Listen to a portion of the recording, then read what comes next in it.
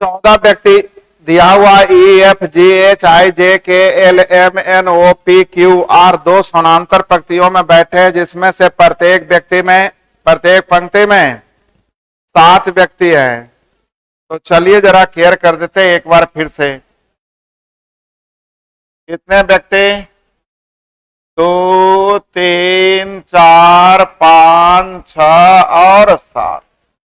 इधर भी ले लेंगे 1 2 3 4 5 6 7। सबसे पहले हम लोग उठाए थे पी से रिलेटेड, नहीं? अगर आप लोग पढ़े होंगे तो याद कीजिएगा, सबसे पहले कौन उठाए थे? पी से रिलेटेड उठाए थे। पी पंक्ति के बीच में बैठे व्यक्ति के सम्मुख है, मतलब सामने है। इसका मतलब पी खुद भी तो बीच में रहेगा तभी ना सामने होगा। अब पी नीचे वाले में होगा कि ऊपर वाले में, इसके लिए मैंने केयर किया था कि पी से रिलेटेड कहीं ना कहीं और कोई है जो देखिएगा, केयर कीजिएगा, मत कीजिए। पी और एफ के बीच में 2 व्यक्ति है, जो आर के बाईं और दूसरा है ई आर के सम्मुख है, ई आर के, लेकिन उत्तर दिशा में नहीं है, ई उत्तर दिशा में नहीं है। तो मैंने कहा पी आर ये सब उत्तर हो जाएगा जब ई सम्मुख वाले उत्तर में नहीं है, बाकी ये सब उत्तर में। तो विद्यार्थी जी हम लोग पहले बना लेंगे कि पी किधर है? उत्तर में है। पी किधर है? उत्तर। अब पी से रिलेटेड आप लोगों ने पढ़ा था, रुकिएगा, कहां गया? पी पंक्ति के बीच में बैठा। अब पी से रिलेटेड जो अभी पढ़ रहे थे, पी और जे के बीच में 1 से अधिक हैं। पी और जे के बीच में, जे इधर भी हो सकता है और जे इधर भी हो सकता है, अभी मुझे मालूम नहीं। पी और जे के बीच में 1 से अधिक व्यक्ति बैठे हैं। पी और एफ के बीच में 2 व्यक्ति बैठे हैं।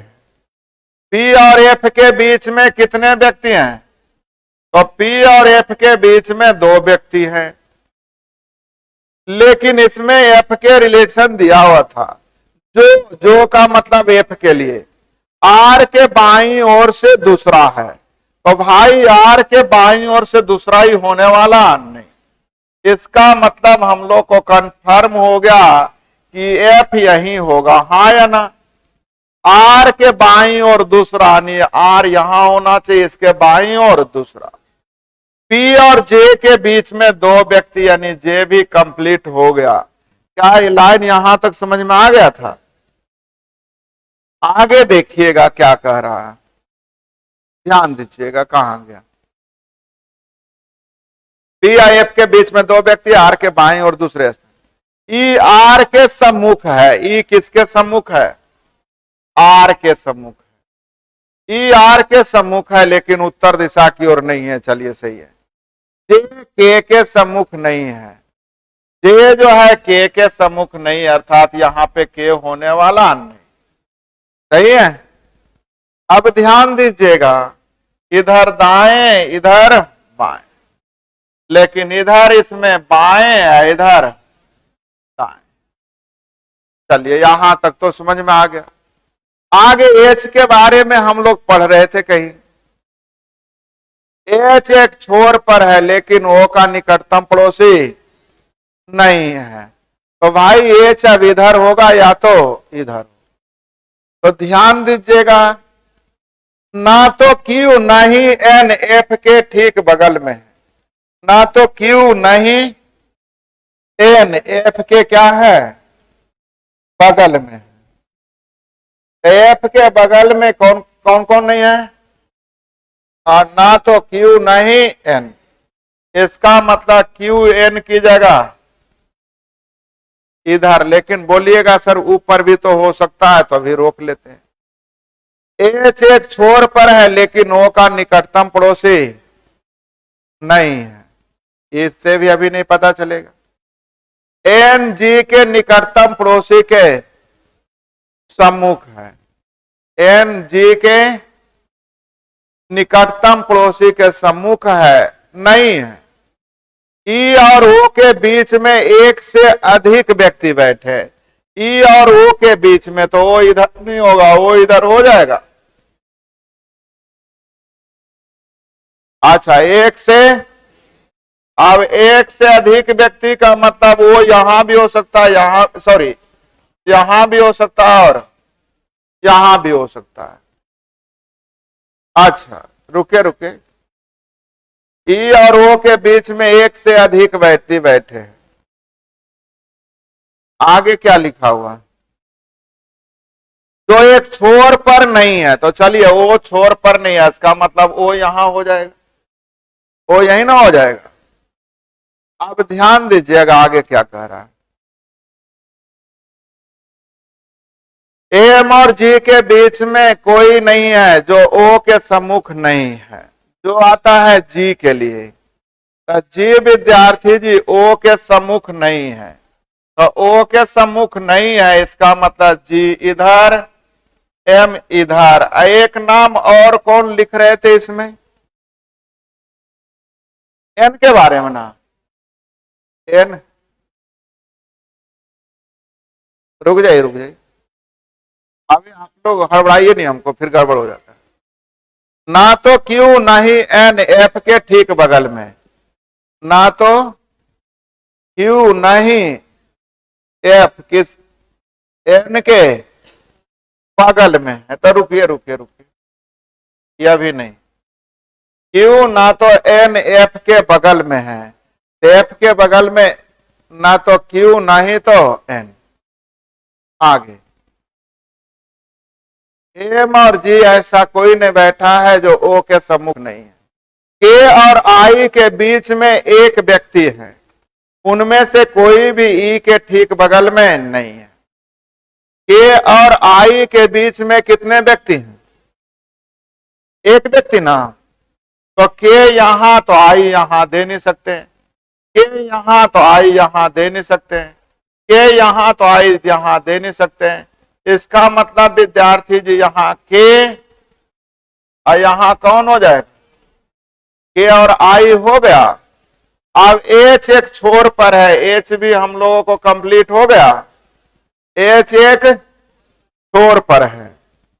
अब आगे देखिएगा क्या कहां कुछ है, ध्यान दीजिएगा। जे के सम्मुख नहीं है, तो भाई अच्छा, जे तो के सम्मुख ऐसे भी नहीं। रुक जाइए,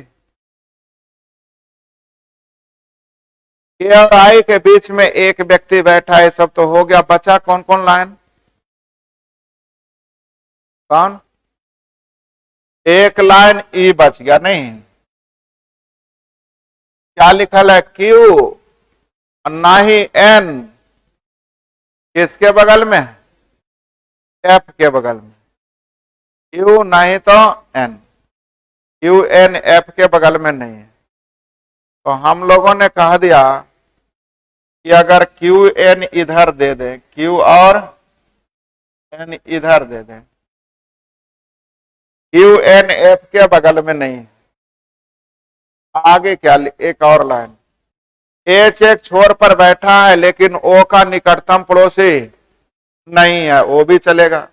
एन जी के निकटतम पड़ोसियों के सम्मुख नहीं है, एन जो है जी के निकटतम पड़ोसियों के सम्मुख नहीं है। तो ध्यान दीजिएगा, एन यही दोनों पे आना चाहिए, तो जी के निकटतम पड़ोसी के सम्मुख नहीं है, तो जी यहां भी हो सकता है और जी यहां भी हो सकता है, जी यहां भी हो सकता है, सही है ना।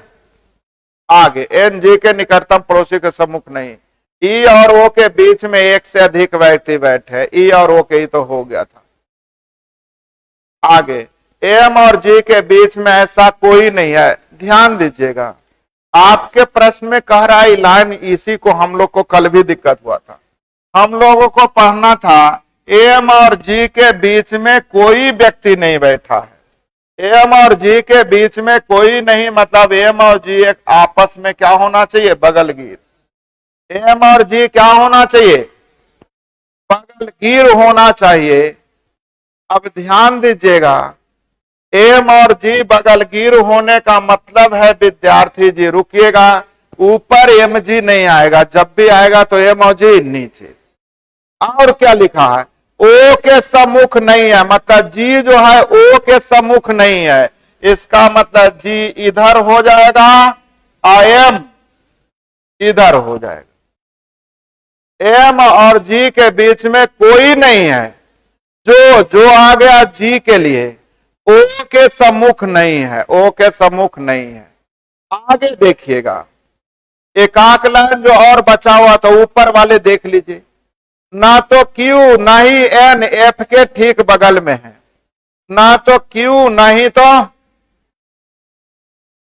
ना तो क्यू और ना ही एन एफ के बगल में है। एफ के बगल में कौन कौन है, क्यू और एन, यहां होने वाला नहीं। अब क्यू एन यहां नहीं होगा तो क्यू एन ऊपर ना हो जाएगा, अब क्यू एन ऊपर हो जाएगा तो क्यू एन के बारे में जरा पढ़िएगा, तो क्यू एन ऊपर हो जाएगा तो एक नाम बचा कौन, जल्दी बोलिए तो, एल, तो एल यहां हो जाएगा। अब क्यू एन का बात कर रहे हैं, क्यू एन से रिलेटेड कुछ मिल जाए तो हमारा काम हो जाएगा। एन जी के निकटतम पड़ोसी के सम्मुख नहीं है, एन जो है जी के निकटतम पड़ोसी के सम्मुख नहीं है, अर्थात यहां पे कौन होगा और यहां पे कौन हो जाएगा। अब क्यू एन हो गया, आप प्रश्न जैसे पढ़ना चाहते हैं पढ़िए, आपके हिसाब से सेट हो चुका है, जल्दी देखिएगा। चलिए एक बार आंसर मिला लीजिए, चूंकि विश्वास तो आंसर पे ही करेंगे आप।